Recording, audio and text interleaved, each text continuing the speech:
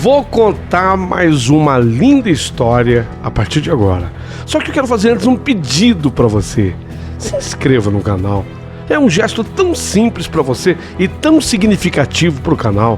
Entra no canal, se inscreva, curta, põe o teu joinha, acione o sininho. Para nós isso é muito importante. O canal ganha força e muito mais histórias a serem contadas. Por favor, se inscreva no canal. Agora, prepara o coração, porque a história de hoje é linda.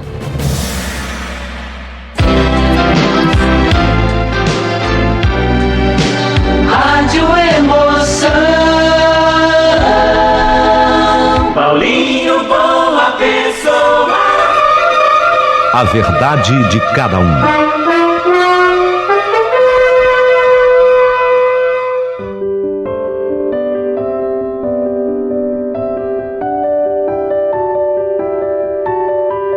Gente amiga, o segundo capítulo dessa história está simplesmente bárbaro, maravilhoso, espetacular.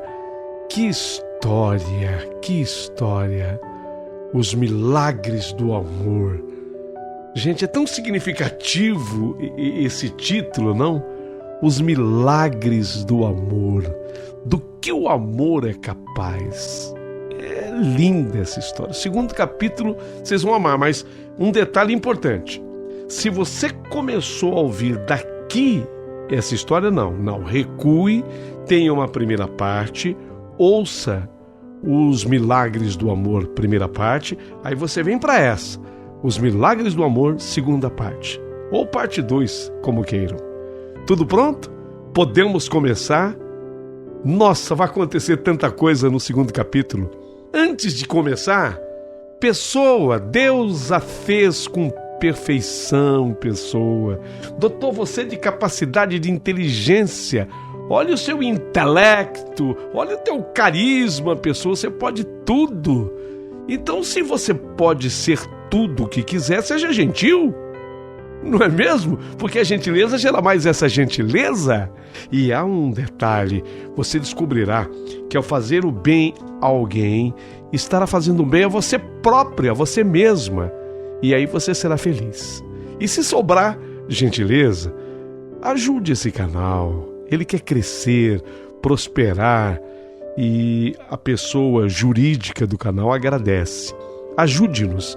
Há um ícone criado pelo YouTube, muito significativo, que é um coração e dentro do coração um cifrão.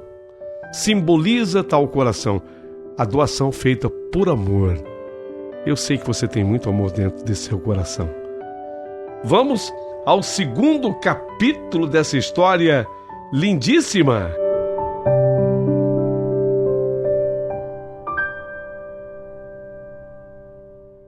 Eu entendi que, ao não ter fechado a porta, Aldinã, autorizou a limpeza.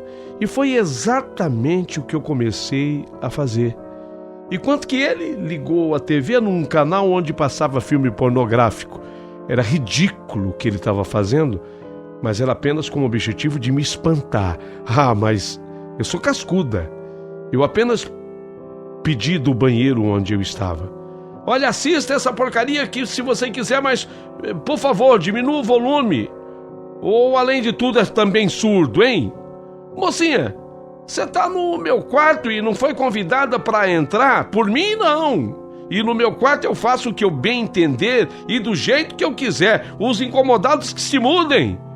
Se o mimado tá achando que isso vai me fazer abandonar o trabalho, tá muito enganado, seu mimado. Assista o que você quiser. Mas é que eu queria poupá-lo de sofrimento, porque deve ser muito triste ver tanta gente numa cama e ter que dormir sozinho. Nossa, essa hora eu fui rude. Fui aguda, mas eu, sinceramente, eu acho que atingi o alvo. Ele se calou e, numa tentativa de vingança, pediu que eu puxasse a sua calça do pijama. Achou que eu fosse me negar, mas o fiz com toda a naturalidade e vi que ele não usava nada por baixo. Ele riu, como se fosse uma pegadinha, e eu ainda fui rude ao dizer que ele deveria usar uma cueca para não borrar de cocô a calça do pijama, porque depois daria mais trabalho para limpar. Depois disso, eu me mantive séria e pedi que ele se transferisse para a cadeira de rodas para eu poder arrumar a sua cama. Ele ficou imóvel e nessa hora eu pus a mão no braço dele, indicando que eu queria ajudá-lo, mas ele gritou comigo: "Tire a sua mão de mim!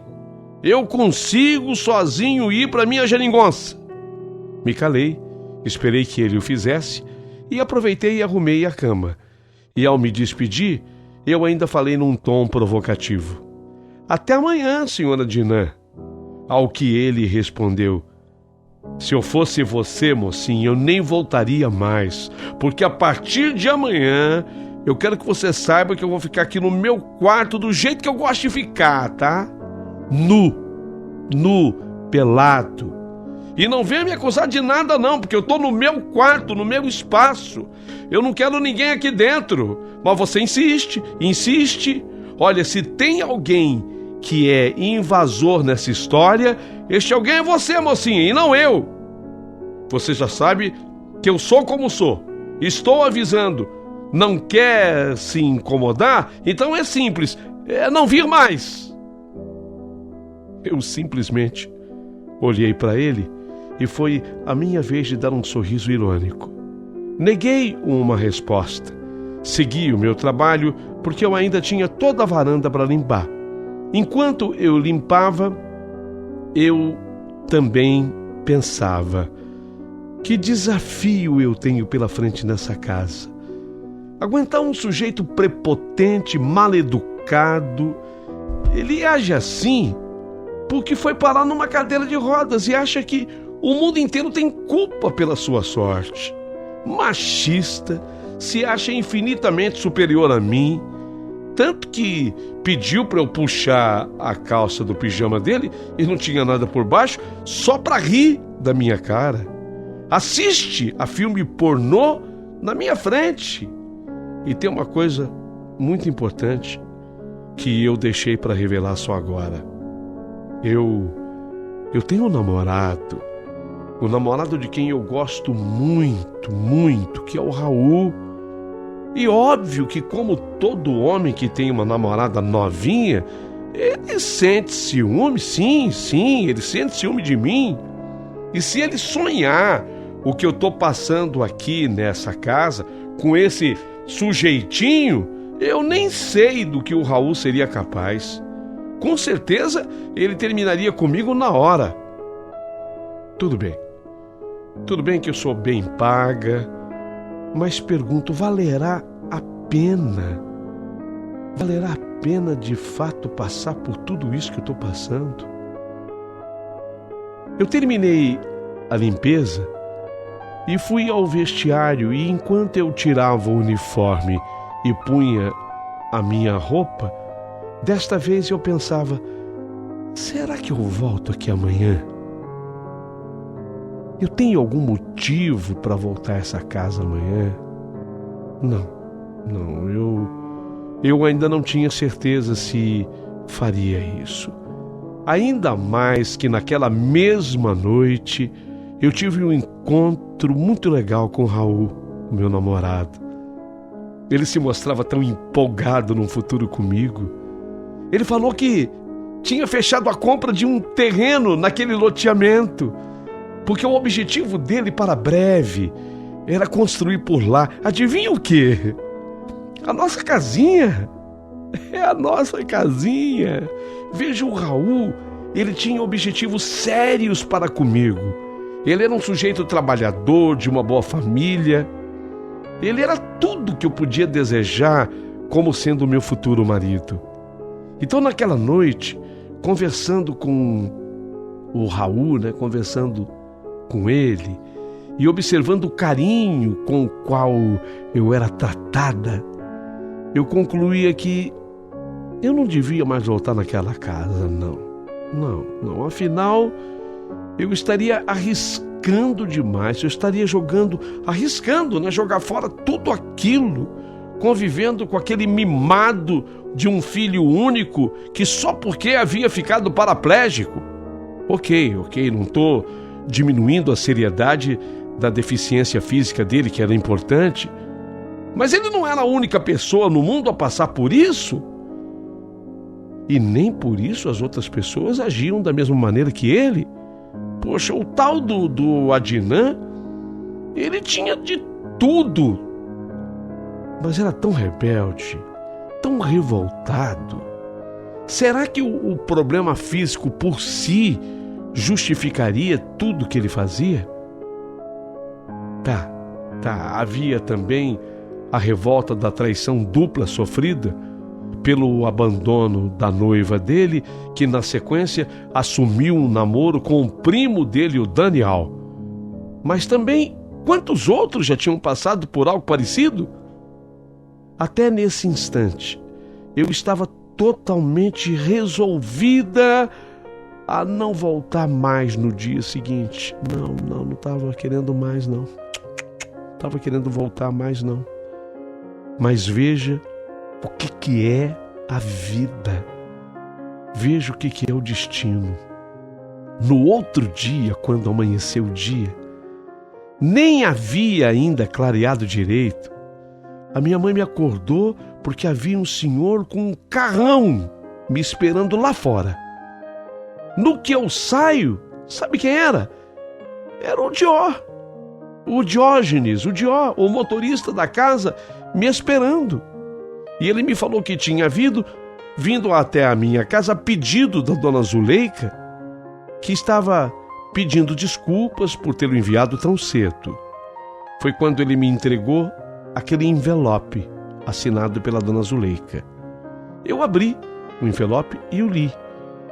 E nele estava um pedido que eu passasse na farmácia e comprasse exatamente o que estava na receita e nenhum remédio a mais, porque ela, a dona Zuleika, desconfiava, e não era à toa, né? Ela desconfiava das compras feitas pelo Dió.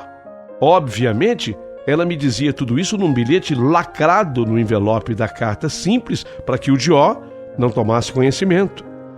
Mas nessa hora eu senti que a obrigação me chamava. Então eu pedi um tempo para o Dió e fui acabar de me aprontar.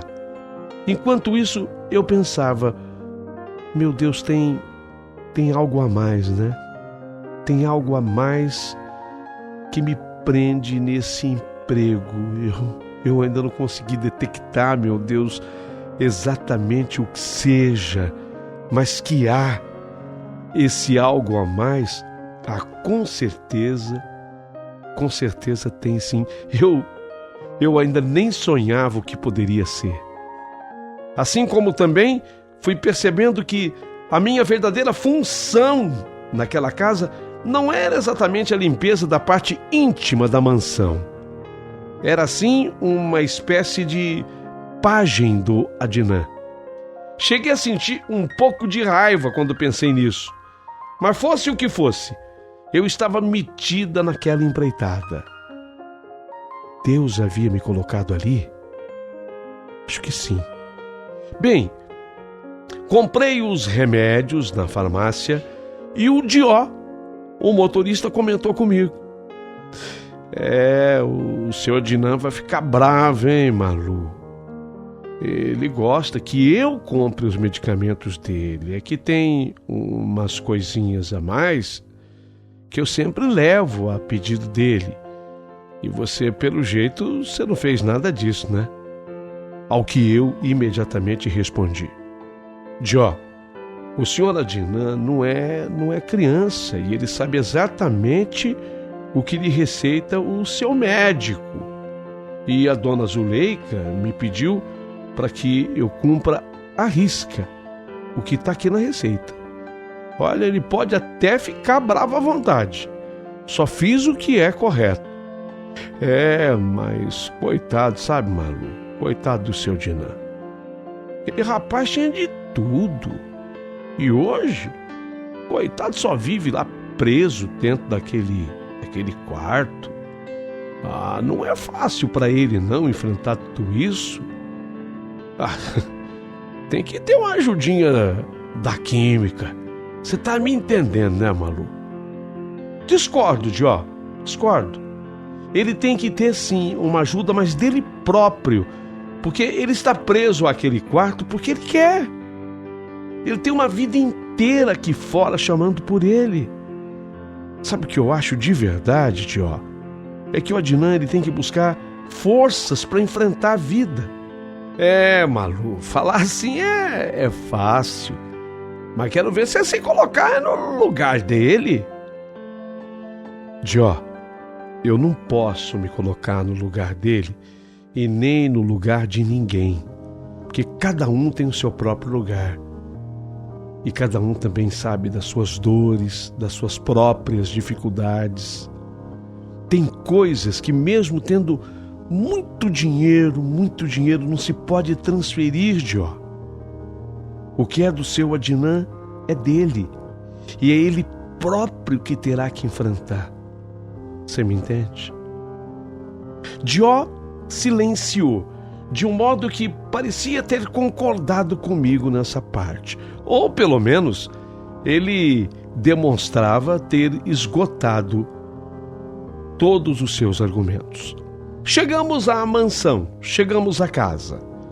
Dona Zuleika me agradeceu pelas compras feitas e eu assumi o meu posto no andar superior. Desta vez, um pouco mais cedo, eu ouvi o barulho do motor da cadeira de rodas. Era o Adnan. Ele estava mudo, apenas me olhou e eu aproveitei para falar. Adnan, como você pode ver, eu não desisti. Eu estou aqui para executar minhas tarefas e eu não temo não que você esteja nu e nem que você assista filmes de péssimo gosto. Para sua tranquilidade, aviso-lhe que hoje eu comprei os seus remédios, tá? Ele apenas me olhou, quase agradeceu e tocou a cadeira para dentro do quarto. E foi de lá que ele gritou: Malu, você só comprou isso? Entrei no quarto e respondi: ora, e o que mais que eu deveria ter comprado? Diante do silêncio dele, eu completei: olha, Dina, a diferença do remédio para o veneno está exatamente na dose do que se consome. E se eu fosse você, eu faria disso um remédio e não um veneno, se é que você me entende. Ele ouviu e não retrucou. Nossa, eu achei um grande avanço ele não ter retrucado. Como a porta do quarto ficou aberta, eu aproveitei e ocupei espaço e comecei a minha limpeza. Ele passou sim pelo canal dos filmes pornôs, mas como eu não valorizei, ele logo desistiu e acabou ficando num programa de comentários esportivos. E sem que ele notasse, pela porta entreaberta do banheiro, onde eu limpava, eu passei a observá-lo melhor. Ele não me via, e eu de dentro do banheiro, com a porta entreaberta, o observava. Ele me pareceu, dessa vez, mais bonito do que antes. E como eu via o seu perfil, dava para sentir, através dos olhos, a profunda tristeza que ele carregava. Foi só nesse momento que eu entendi que me disseram: seu Dió, não é fácil, não é fácil, não é fácil. Ele tinha de tudo e hoje ele está preso nesse quarto. Verdade, a prisão é tão difícil. Se para um condenado da justiça estar preso já é um imenso castigo, imagine o que é estar preso, condenado por sua própria angústia. Nossa, deve ser de fato muito duro e difícil. Não dá para sair dessa sozinho, não dá. Talvez sem ajuda seja até mesmo impossível sair de uma situação assim. Impossível. Foi então que eu me apresentei. Adnan, como você hoje está comportado, eu resolvi lhe dar um prêmio. você vai assistir comigo o mais lindo espetáculo da primavera, o florescer do Manacá da Serra. Você tá louca, mocinha? Mocinha, você tá doida? Ninguém me tira do meu quarto, tá? Ah, mas eu não sou ninguém, seu Adnan. Eu sou a Malu. E eu duvido que você saiba o que é Manacá da Serra. Você é terrível, né, mocinha? Mas eu sou muito maduro pra cair nessa infantil sua, tá? Eu não sei o que é Maná o quê? Manacá? Eu não sei e nem quero saber. Você falou assim, da boca pra fora. Você quer saber? Porque o nome correto não é o que você tentou me falar. É Manacá da Serra. Manacá da Serra, se você não sabe, Adnan, é a árvore da minha vida. Para você ter uma ideia, o meu pai, ele bebia muito, sabe, Adnan? E às vezes ele caía no gramado da pracinha da cidade onde nós morávamos. E eu morria de vergonha das outras crianças, dos meninos que zombavam, das meninas que também riam. E eu não queria que ninguém visse o meu pai caído no gramado, sabe? Então, o que eu fazia?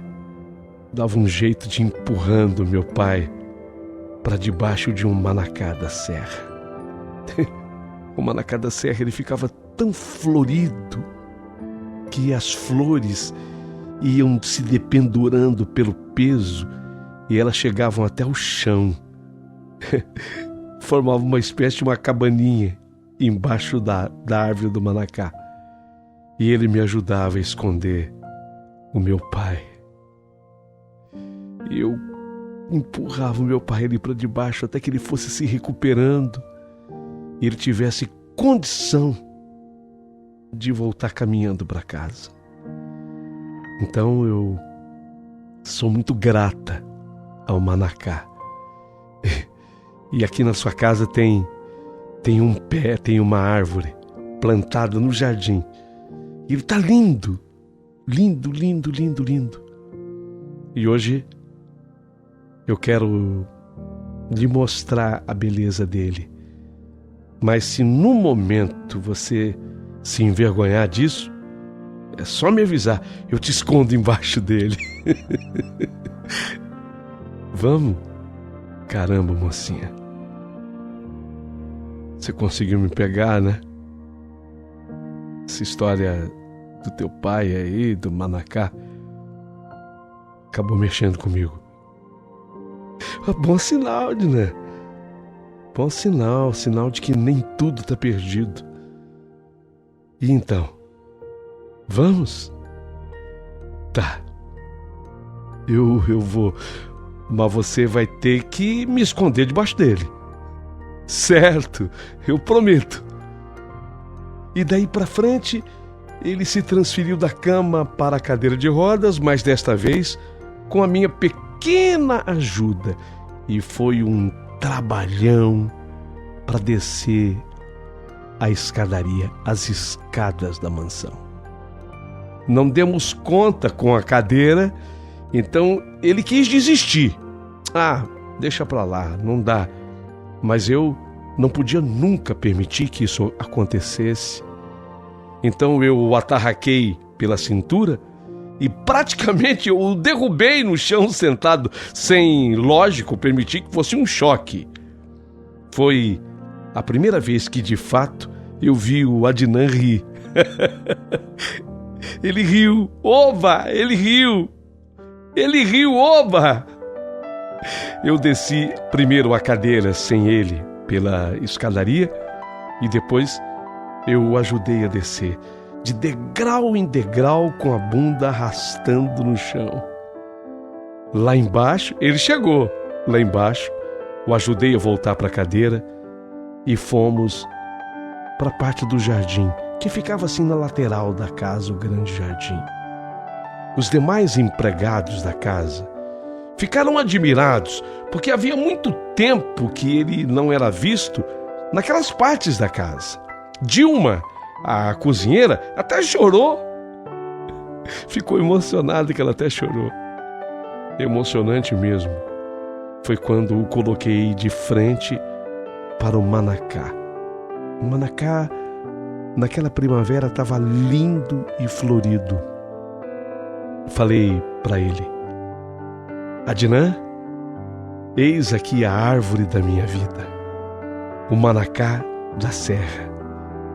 E esse aqui ainda está baixo, viu? Mas ele pode atingir até 12 metros de altura. O interessante, Adnan, é que a raiz dele não é agressiva, sabe? Então ela permite o seu plantio num jardim, em vaso, em praças e calçadas, porque as raízes do manacá se fincam no fundo e não nas beiradas. Veja que é uma árvore, né, que usa da inteligência para ser aceita em todos os lugares, emprestando a estes lugares sua beleza e perfume. Sabe, Adnan, assim devemos ser nós. Se não agirmos com agressividade, podemos levar nossa beleza e perfume também a tantos lugares. Ô, mocinha, você quis dizer que eu sou agressiva? Não, Adnan. Eu quis dizer que você tem beleza e perfume. A beleza e o perfume do manacá. E que você pode sair da clausura do seu quarto para enfeitar também outros lugares.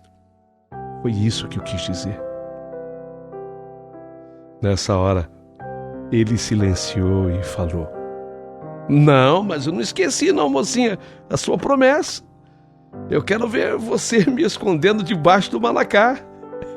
É pra já. É isso que você quer? É pra já.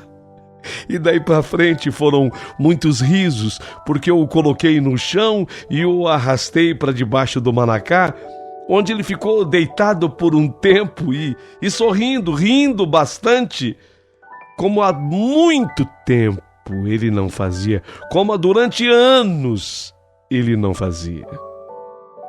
Na verdade, eu quis destacar esse episódio do manacá, porque esse episódio foi um divisor de águas no nosso relacionamento. Foi como se eu desarmasse naquele instante todas as bombas escondidas em cada centímetro de células que havia no corpo do Adnan, sabe? Foi assim que eu fui desarmando cada bomba. E o Adnan passou, a partir daquele dia, a me aceitar. Primeiro me aceitar como a responsável pela limpeza do seu quarto. Não. Mais do que isso. Passou a me aceitar como sua cuidadora.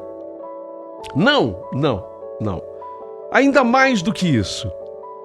Ele passou a me aceitar como sua amiga. É isso. Ele passou a me aceitar como sua amiga. E foi assim que ele me permitiu entrar cada dia mais um pouquinho na vida dele. Até que numa conversa com o Dr. Sota, o Dr. Sota era um médico japonês.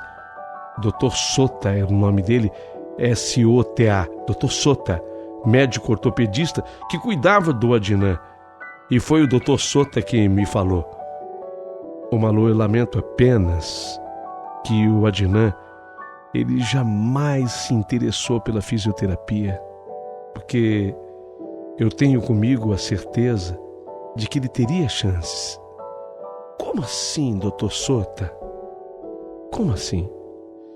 Não, é que no início ele até tentou, sabe, fazer a fisioterapia. Mas ele não viu resultados e a sua revolta muito grande o fez desistir. Mas se ele tivesse persistido, insistido, porque você sabe, fisioterapia não resolve nenhum caso, e em um dia, nem 2, nem 10, nem um mês, às vezes nem um semestre, nem um ano. Tem que persistir, né? Tem que insistir. Mas que pena, ele desistiu. Senhor Sota, desculpa, Dr. Sota. Não, pode me chamar do jeito que você quiser, Malu. Senhor Sota, o senhor acha que ainda há tempo pro Adnan?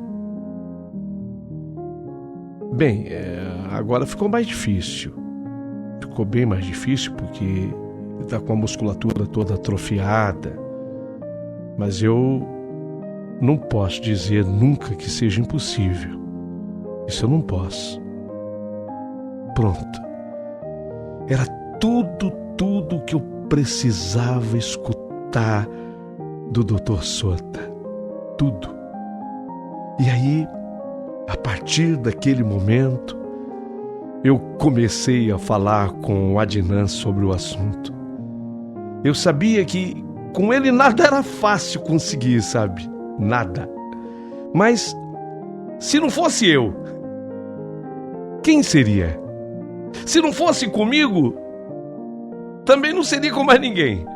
Então eu falei com a dona Zuleika, a mãe dele, falei com o senhor Omar, o pai, e eles me deram todo o apoio. Eu comecei a ter aulas de fisioterapia. Eu, justamente nos exercícios necessários para o caso do Adnan, orientados pelo Dr. Sota, com a fisioterapeuta, eu comecei a ter aulas, mas daqueles exercícios necessários no caso dele. E eu continuei tendo todo o apoio dos meus patrões.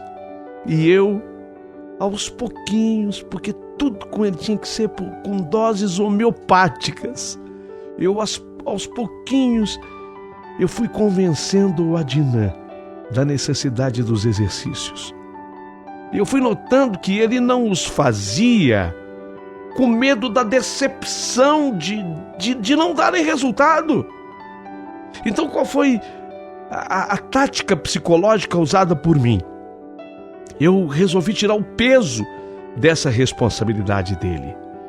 Eu falei para o Adnan que os exercícios, eles eram única e tão somente por condicionamento físico dele.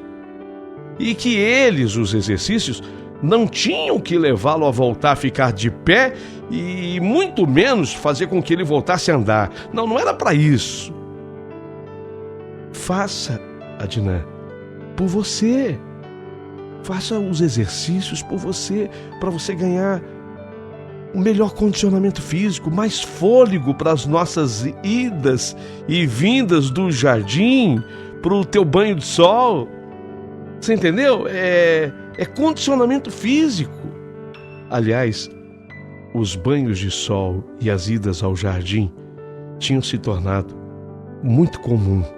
Ele até aceitou a minha sugestão de um quarto agora na parte térrea da mansão. Ficou mais fácil. Os progressos eram imensos. Eu comecei a me esmerar, então, nos exercícios terapêuticos com o Adnan. E ele foi, aos poucos, recuperando parte da massa muscular. E nós dois choramos o dia que ele conseguiu se sustentar de pé por 3 minutos. Conseguiu ficar de pé por 3 minutos. Nossa, foi uma grande vitória.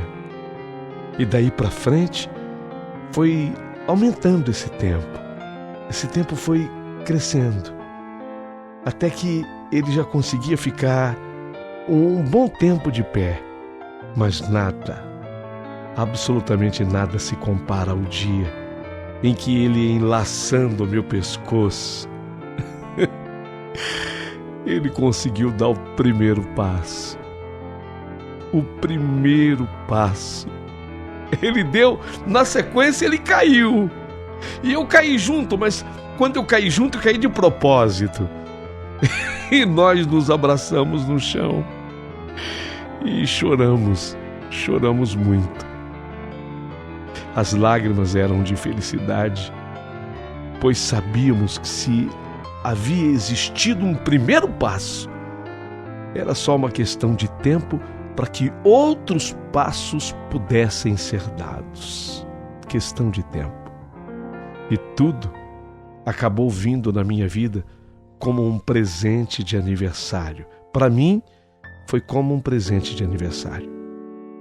Exatamente no dia em que eu completei 21 anos, Adnan já conseguia, apoiado, dar uma sequência de passos. E nós comemoramos muito. Comemoramos muito, muito, muito, porque era uma imensa vitória aquela. E foi nesse dia que ele, Adnan, ele notou que eu estava de aliança. Sim, porque na noite anterior ao meu aniversário, o Raul, que até então era meu namorado, ele me presenteou, ele me deu como presente de aniversário o par de alianças. E nós ficamos noivos na véspera do meu aniversário. Então o Adnan, quando ele viu as alianças em meu dedo, quer dizer, ele viu a minha aliança no meu dedo, ele ficou parado assim, olhando. Naquelas alturas, ele já sabia tudo de mim. Tudo, que eu tinha namorado, que o meu namorado era o Raul, ele sabia. Mas o noivado, não, ele não sabia. O noivado era surpresa. Se havia sido surpresa para mim no dia anterior, imagine para ele. Ele me perguntou: diga, mocinha. Ele gostava de me chamar assim. Gostava mais de me chamar de mocinha do que de Malu. Não me diga. Mocinha, você ficou noiva? Como foi? Eu falei para ele que tinha sido na véspera daquele dia do meu aniversário e que nem tinha havido festa, mas que o Raul, meu namorado, me presenteou com as alianças.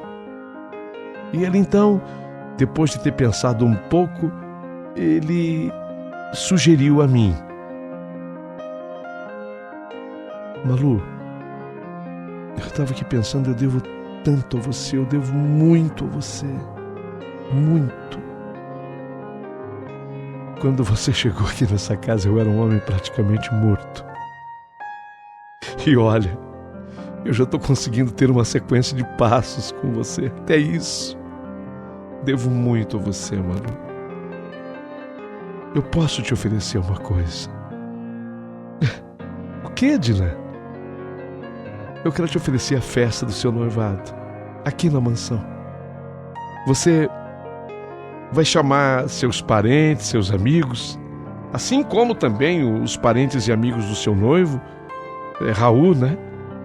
Então, chame-os e vamos fazer uma festa aqui no salão de eventos da mansão. E aí, se aceita? Eu fiquei meio assim em aceitar, embora visse que era um gesto de profundo carinho dele. Mas eu considerava que uma festa de noivado é ao mesmo tempo tão íntima. Então, num primeiro momento, eu declinei do convite. Adnan, ele me respeitou, mas ele comentou com a dona Zuleika e o senhor Omar, que vieram depois falar comigo. Então, depois que a dona Zuleika e o senhor Omar vieram falar comigo, me senti balançada, sabe? Eu já estava, de certa forma, propensa a aceitar. Mas depois que a dona Zuleika e o senhor Omar, os dois falaram comigo, reforçando as palavras, mas depois que a dona Zuleika e o senhor Omar, eles falaram comigo, reforçando as palavras do Adnan, aquilo me balançou ainda mais. Então eu falei em casa e a minha mãe adorou a ideia. Falei com o Raul, meu noivo, eu sabia que ele seria contra, e de fato o foi. Mas numa ida à minha casa, a minha mãe falou com ele. E o Raul acabou convencido. Mãe é mãe, né? O Raul acabou convencido.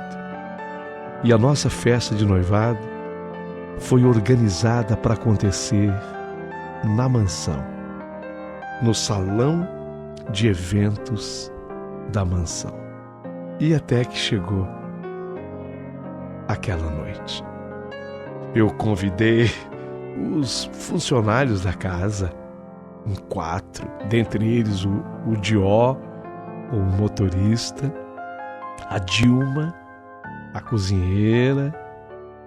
Convidei também o Francisco Jardineiro, a Beth, que era a moça encarregada da limpeza grossa da casa. Eles vieram mamãe, os meus irmãos queridos, uma tia do Raul, o Raul. Era uma festa muito íntima e eles respeitaram demais. Inclusive, o Adnan, ele achava que ele não devesse estar. Ele achava que ele tinha propiciado a festa, mas que ele não devia estar presente. Mas eu fiz questão que ele estivesse lá. Assim como depois passaram pela festa a senhora Dona Zuleika, o senhor Omar. Eu aproveitei até para fazer dos meus docinhos árabes. Depois eu comento sobre eles. Tenho muito para falar ainda deles. Então a festa se transcorreu de maneira muito gostosa. Mas durante todo o tempo da festa,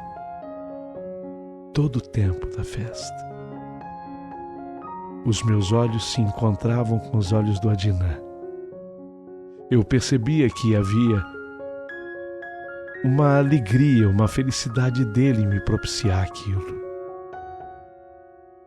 Mas havia algo mais na nossa troca de olhares que eu não conseguia decifrar exatamente o que era. Houve um momento que o Raul, meu noivo, deva ter me surpreendido nessa troca de olhares, e eu percebi que ele fechou até um pouco a cara. Será? O que você acha? Será que estaria acontecendo alguma coisa que fugisse completamente do meu controle? Meu Deus, será?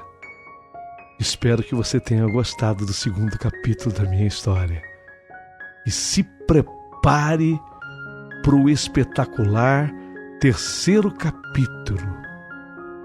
Curta a história, por favor, dá o seu joinha, se inscreva aqui no canal e, se sobrar gentileza, mande um valeu demais pro Paulinho Boa Pessoa.